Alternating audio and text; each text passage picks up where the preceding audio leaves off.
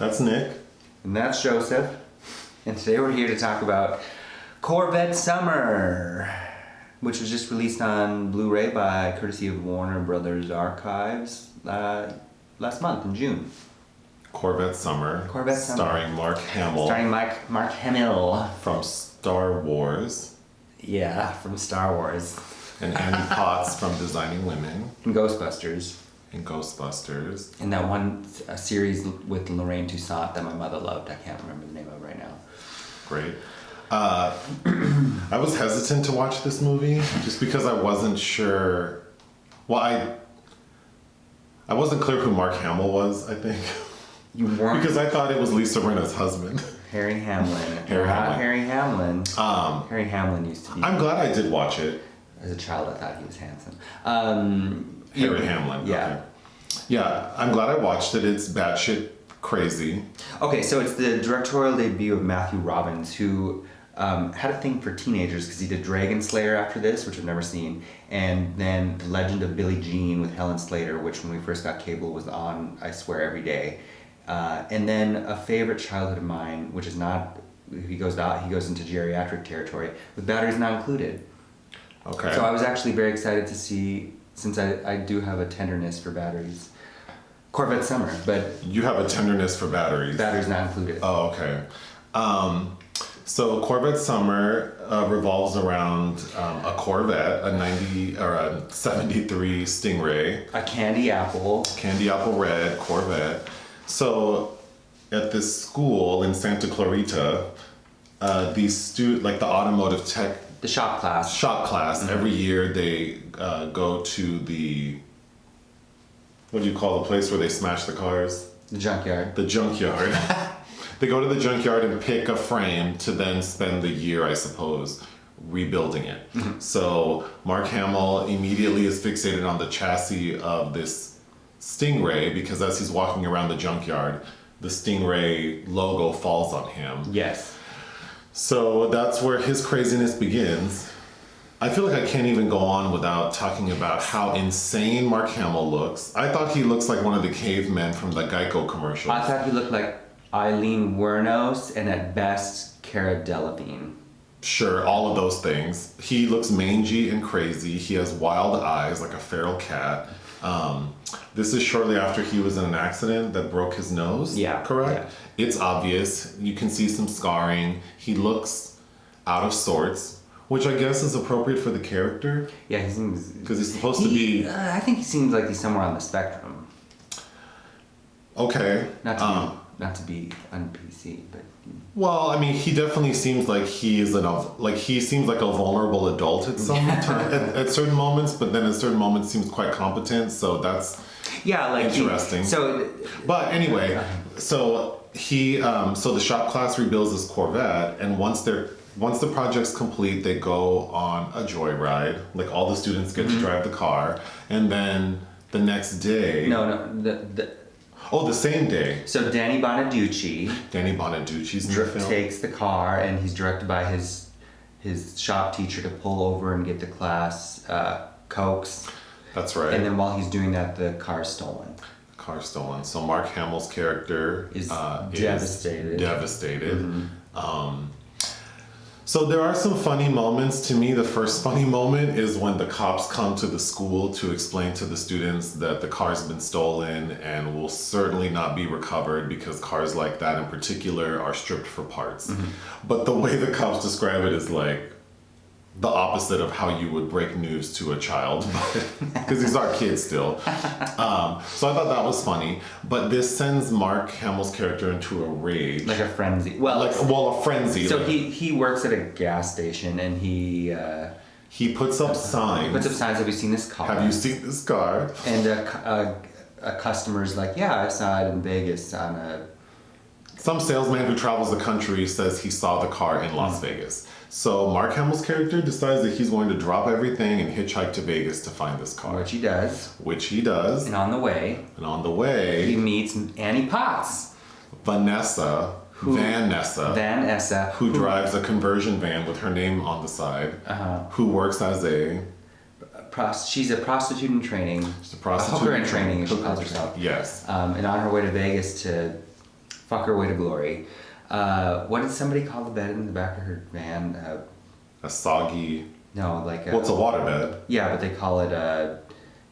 I should have written it down, but they called it like a. Anyway. Well, she has a bed in the back of her van, which is where she'll be working. It's a food truck. Is it? Oh well, yeah, I guess that's a euphemism. So she's quite the character. I don't really recall her in Designing Women for some reason. Okay. So I wasn't super familiar with her. She's so petite. She's so fun to look at. Yeah, she's beautiful. She has a sweet voice. She's gorgeous. She needs to eat something. But yeah, her dynamic with him is kind of sweet because she's clearly like looking to get money for sex. But I think that line of work is a little much for her. Yeah, it's clear that she's not mentally prepared for that type of work. Yeah. So they kind of make a connection for some reason. She seems to like him. He obviously finds her appealing, but doesn't have any money and has never had sex. So is a little intimidated by her.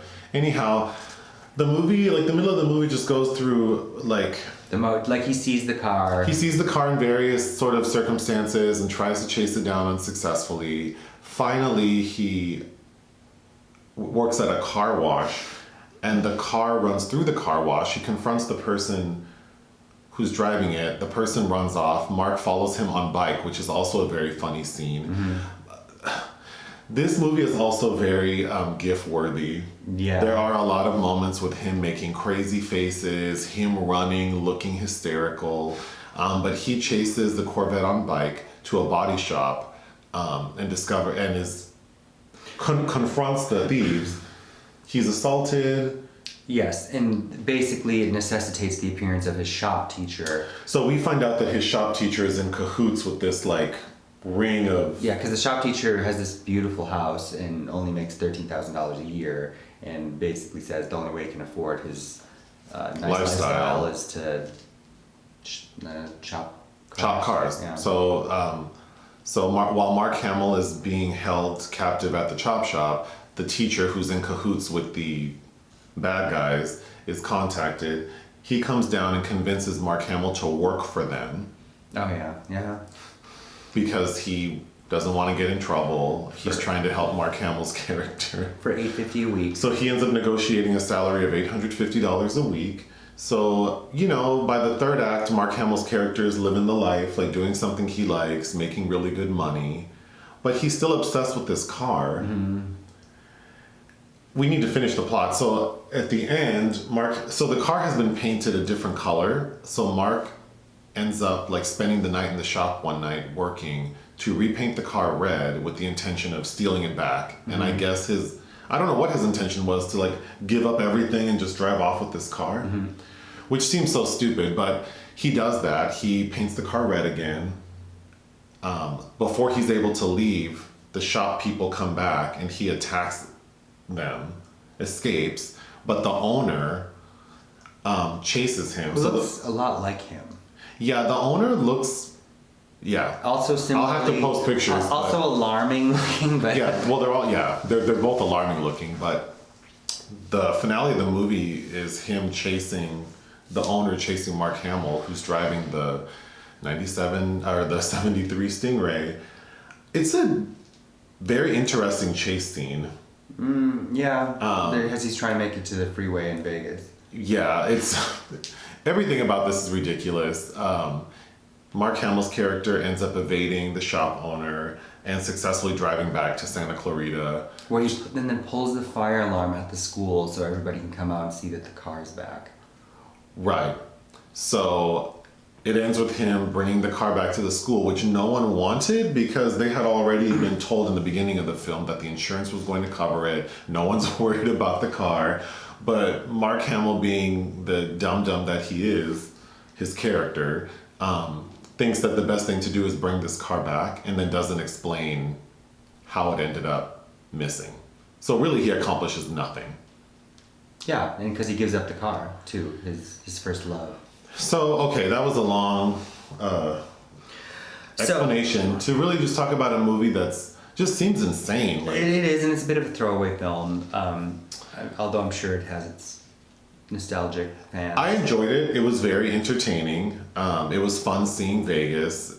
Mark Hamill is, I mean, I don't know that this was intended to be a comedic performance, but it's very funny. I think Annie Potts is very entertaining, and she was nominated for a Golden Globe for Best Newcomer Female at the Golden Globes. I could see that. Yeah, and it cost $9 million to make, which was considered high at the time, and it made like $36 million at the box office. So this was a hit. Yeah, but I mean, it's riding off Star Wars as well. Mark Hamill, like that was a sensation. Well, that makes sense to me. I do think the film is worth a watch because it is so outrageously ridiculous. It is, but there are lots of things that don't match. Like he's writing to his shop teacher, and it's omniscient narration voiceover to us, but like the Corvette eluded my grasp, and it's like he's not using. Yeah, Mark Hamill's character, I seriously doubt had the ability to construct statements like that. Certainly in letter form. So yeah, that's interesting. The soundtrack, the score is way off. Yeah, it's whimsical yeah. and then just Mark Hamill's character in general is just written as like. I mean, this is an adult comedy, and because if you think about how they handle Annie Potts' character, yeah, this is an adult comedy. Like, what? Nobody asked her like, why do you want to be a hooker? Well, I'm just saying it's an adult comedy because we're dealing with very adult people. Oh yeah, but besides, but I mean, yet also, Mark Hamill's character is like a child, like, or a special needs person, or it's kind of awkward to see him navigate through these experiences because he is not competent in almost every way. Anything, actually. And the way he reacts to a lot of things it's very uncomfortable to watch. I cringed like many times during this film. Wondering, and I wrote down, has he showered? When has he showered?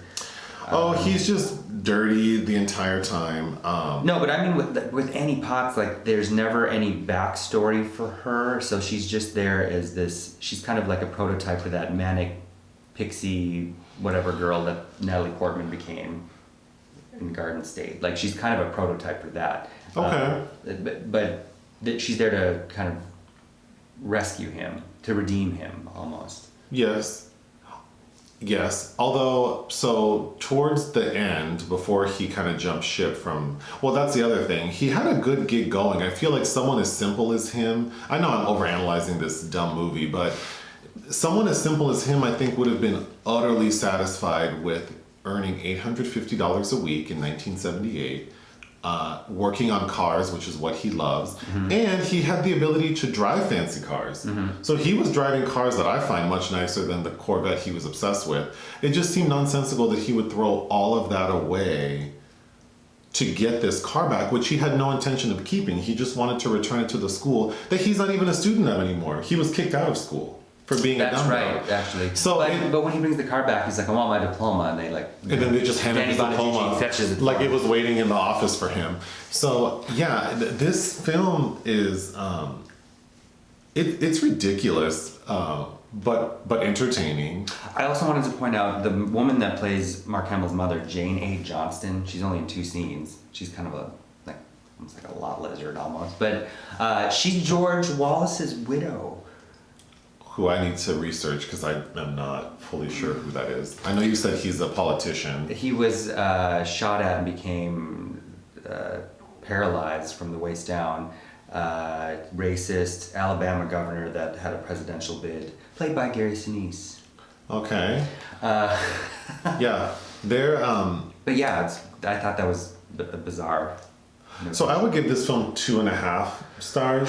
I'm leaning more towards a 2. 2. It's definitely worth watching. It was not what I thought it would be. I thought it was going to be more of like a coming of age road trip type of movie. And it kind of. There's no arc. I mean, he goes from dumb to dumber. Really, I can't believe that he went from, because in the beginning his mom locks him out of the house. Like when he comes home at night, she has to let him in. He doesn't have keys to the house he lives in. So his life is pretty shitty.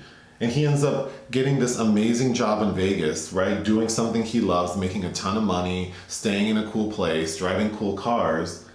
And then he has like this cool girl by his side, and he throws all that away for what? A diploma?